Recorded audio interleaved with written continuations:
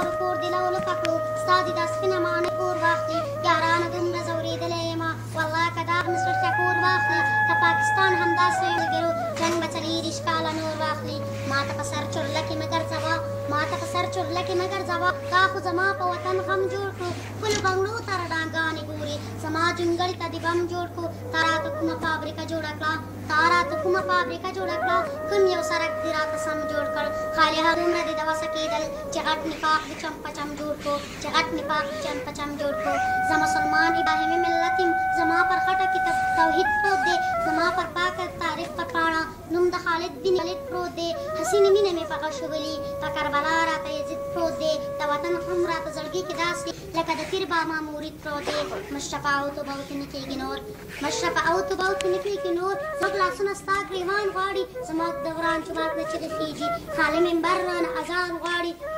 زموږ د حال پوښتنه نه کوي څه دلته اوس هر سړی خپل ځان غواړي د دې حالاتو معلومېږي داسې چې خلک بېرته طالبان غواړي ته ټوله شپه شونډې په شونډو مخکې ته ټوله شپه شونډې په شونډو مخکې زموږ د زړه مینې دارې وهي زموږ خیمو کې ماشومان لښتنی سلګو نیولې د کوکارې وهي ستا له دې دومره امکاناتو سره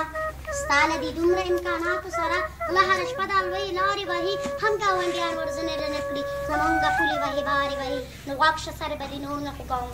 نو غوږ شه سر به دې نور نه خوږوم مونږ له خپل نظر ازاد غواړو نور سر له ډاګې ډاګې نه هم